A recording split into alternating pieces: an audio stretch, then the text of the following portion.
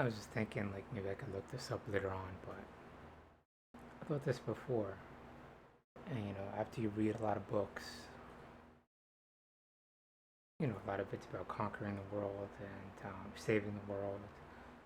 Um, but if you keep looking at history, these large empires always crumble because they're ungovernable and there's always like rebellions.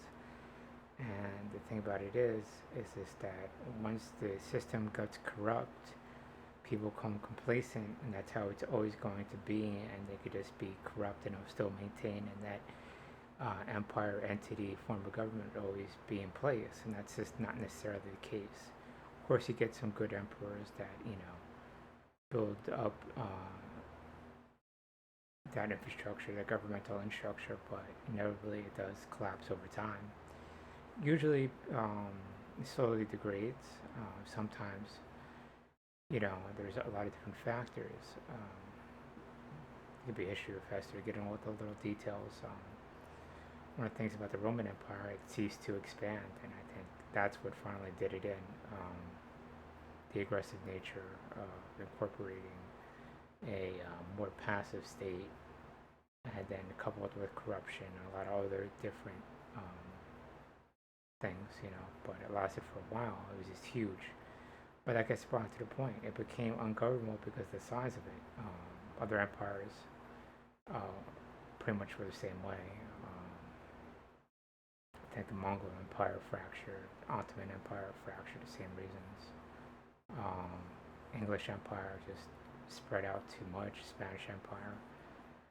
But the fact of the matter is, why does it need to be one ruler? Why does it need to be one country situated in one central government to be conquering or governing the world? I mean, honestly, isn't a democracy situated to another democracy a unified government with its neighbor? I mean, if you really look at the problems, with Ireland and England, they're both democracies. When their agendas overlap, they get along.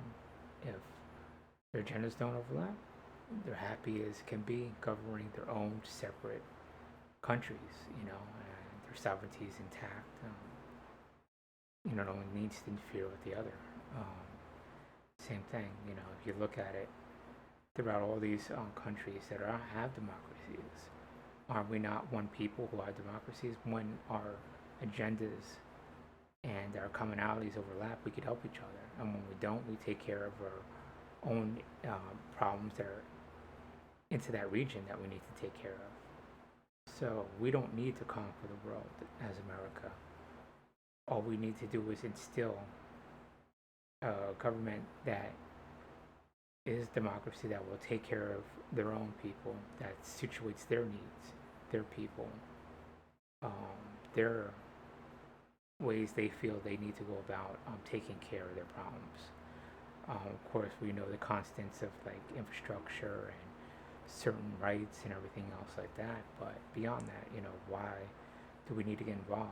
I mean, think about it like this: when enough of the countries come together, if all the countries are democracies in the world, aren't we one people? Aren't we a unified world?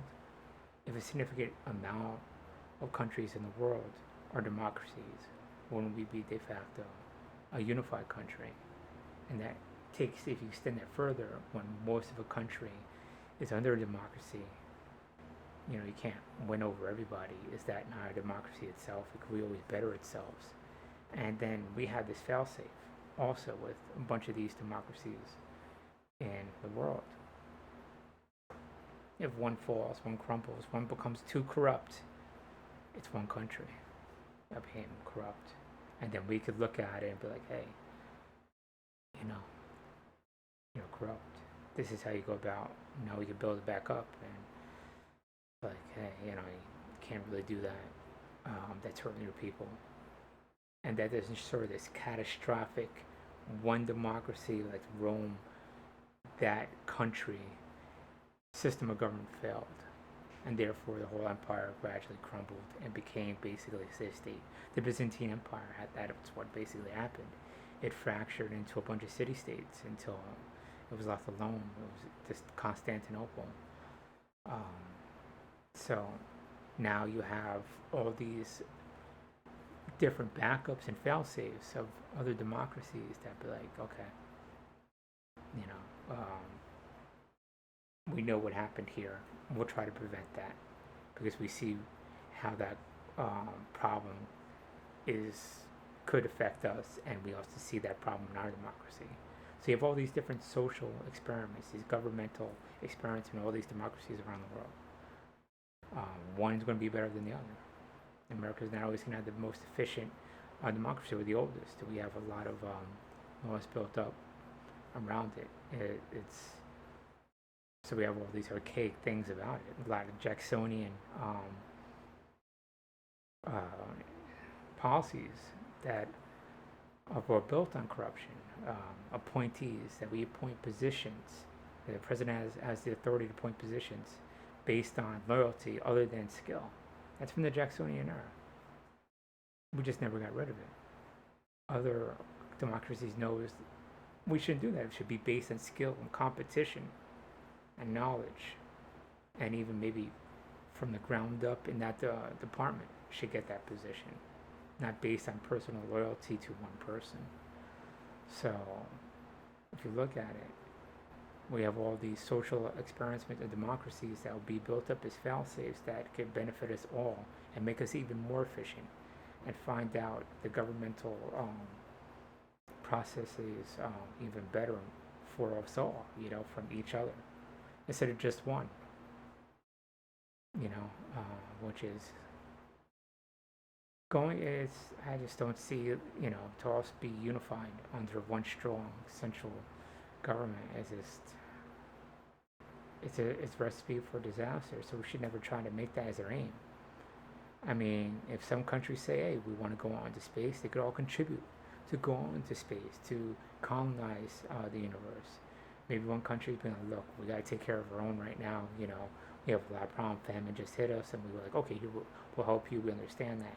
They can't really contribute, but when they come to a point where they can contribute, they will contribute. And then our agendas will overlap, and we come together, And so each of them could take care of their own individual regional problems, concerns,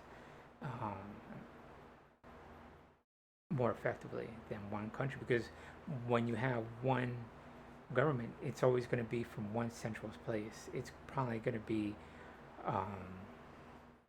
you can't represent everybody, and over time it's probably going to skew to a certain region or whatever, a certain type of people. That shouldn't be the case. It should be based on debate over time. A lot of minds coming together. It never should be just one mind. Somebody that thinks, oh, I have a 200 IQ and, some superhuman ability and skill, which is probably just a perception. And over time, it should be the mass aggregate of a lot of brilliant minds coming together through debate, formulating, forming our decisions that we need to attack our problem. One mind attacking a problem for the whole world, or many brilliant minds working the problem till it's resolved. And I think that's what we should work for. I mean, we can't be complacent and think that we could just sit here and be like, oh, okay, we don't have to do nothing. We need to have an active, engaged special forces out there building up democracies and guarding us before it reaches us. But it should never be a goal. We never need to conquer land. We don't need to be Russia conquering Ukraine. We don't need to be those other countries.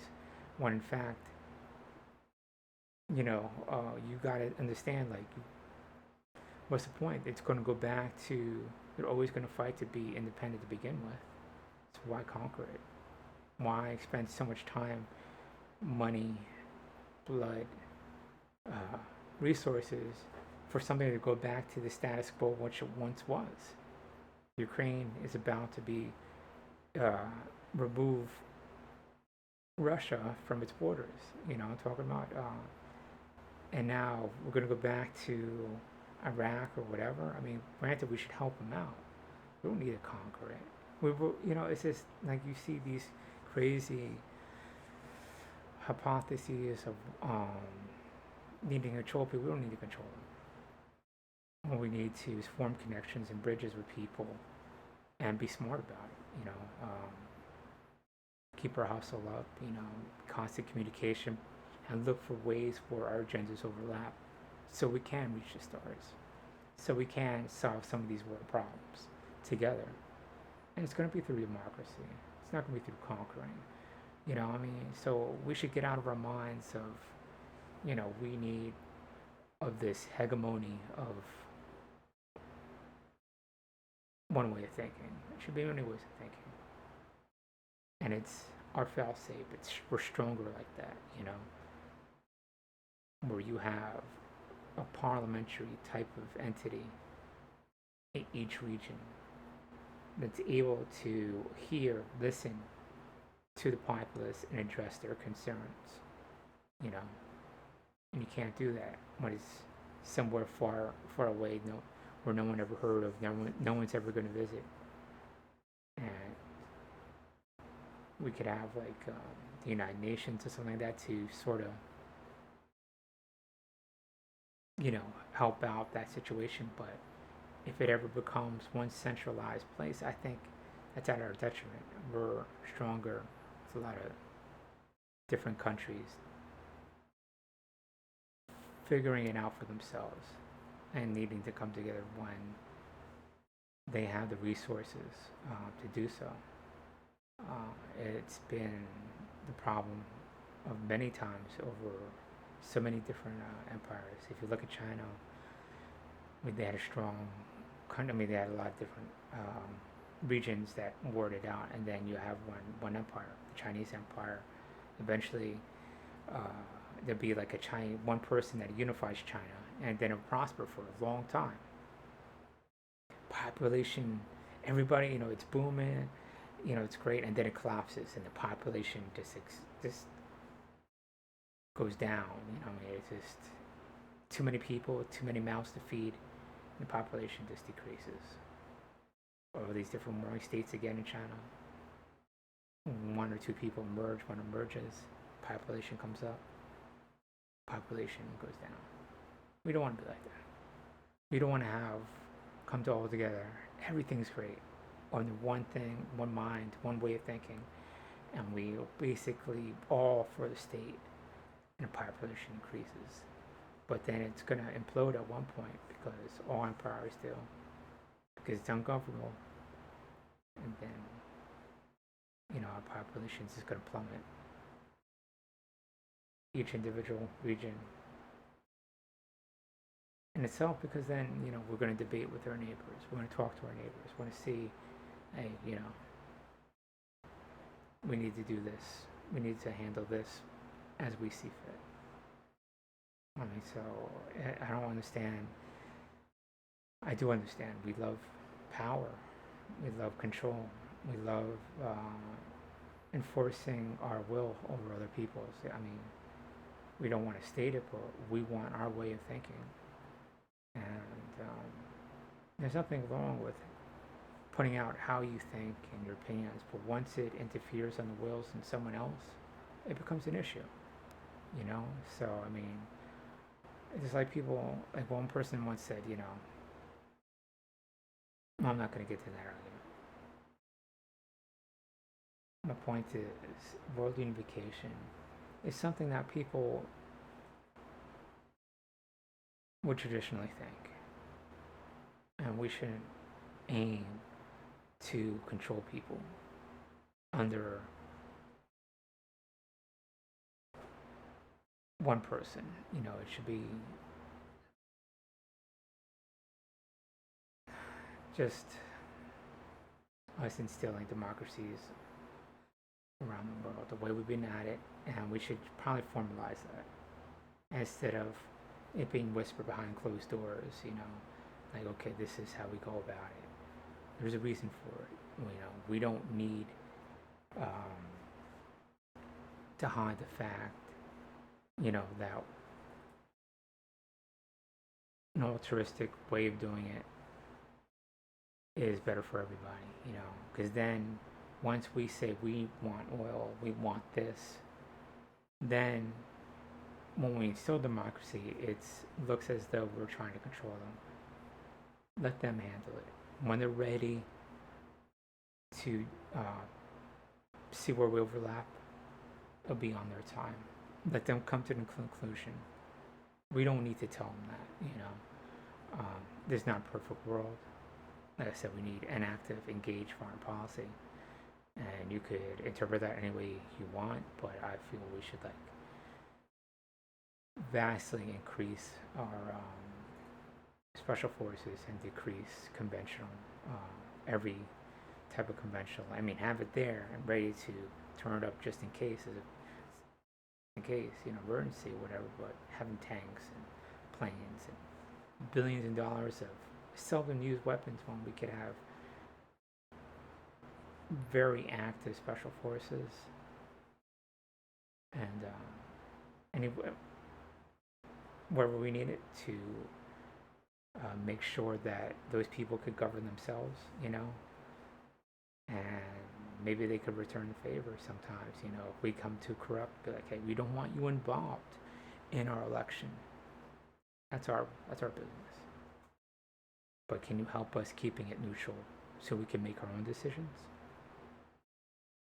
I mean, I'm just a citizen. I can never ask another foreign entity to come be like, hey, help us.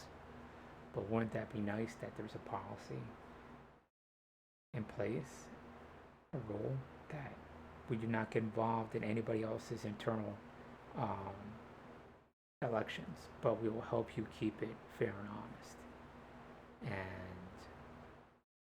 we do everything together to keep each of these elections fair instead of enforcing our will and trying to skew the results. Because there's a couple of problems with democracy. It's sometimes not the most talented and intelligent and the most qualified person gets elected.